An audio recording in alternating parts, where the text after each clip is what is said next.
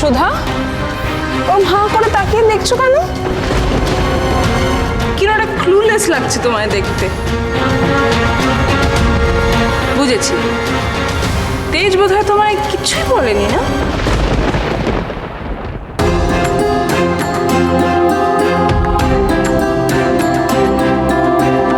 ব্যাপার বলে তো বউ, মানে তেজশালাবাবু ওরকম ফ্যাকাশে মুখ করে চুপচাপ দাঁড়িয়ে আছে। সত্যিই কি সুধাকে ইমনের ব্যাপারে কিছু জানায়নি নাকি বলো তো? দাদা ভাইয়ের মুখ দেখে মনে হচ্ছে বৌদিকে কিছু জানায়নি। কিন্তু এবারে দাদাভাই ম্যানেজ দেবে কি করে? ওকে ফাইন, আমি বলে দিচ্ছি, আমি হলাম তেজের বন্ধু। ও আমার খুব পুরনো বন্ধু। তুই ওদের কথা একদম পাত্তা দিও না। চলো নিচে চলো, ঠাম্মিকে আমরা সবটা বলবো। আমি তোমাকে বিয়ে করতে রাজি, চলো। ইমন ম্যাডাম ওনার বন্ধু হলে আজ অবধি একবারও উনি বলেননি কেন? আর ইমন ম্যাডাম শুধুই বন্ধু হলে সেদিন মিস্টার বসু মল্লিককে কেন বিয়ে করতে চেয়েছিলেন? ঠিক কী সম্পর্ক দুজনের? বন্ধু তো বটেই, ভেরি ভেরি ক্লোজ ফ্রেন্ড। আচ্ছা, তাই ভাবি এই লিটল বেবির এই বাড়িতে তো আসা যাওয়া কেন? তবে জামাইবাবু কিছু মনে করো না, তোমার এই বন্ধু সঙ্গটা না বড্ড খারাপ। এরকম 2-4টে বন্ধু থাকার চেয়ে না 200-400টা শত্রু থাকা অনেক ভালো। কি বললে তুমি?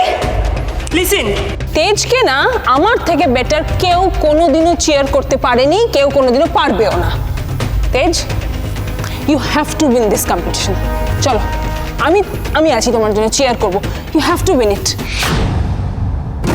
এবার ইমনের সাথে কি করে পাল্লা দাও আমিও দেখব। এইবার খেলাটা সমানে সমানে জমেছে। সুধা, একদম চিন্তা করো না, জিতবো তো আমরাই। ঠাম্মিকে তো দেখাতে হবে এবারের মেয়ে বউরাও কোনো নিয়ম মানবে না, নিজেদের অধিকারের জন্য লড়বে।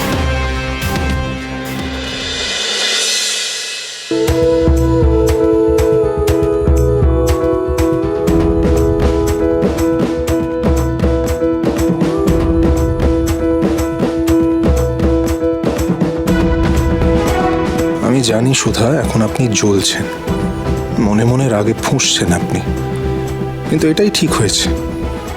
এবার দেখান দেখি গো। রান্না হয়নি মানেটা কি? কেন রান্না হয়নি? আর বাড়িতে রান্না হবে কি হবে না সেটা সুধা বলার কে? তুমি কি এবার থেকে ওই সুধার খিদমত খাবে শিলা? ওর কথায় চলবে? কর্তামা, আমি তো তুমি শুধুমাত্র কাজে ফাঁকি দেবার একটা বাহানা পেয়েছো, তাই ওই সুধার কথায় হাত পা গুটিয়ে বসেছিলে।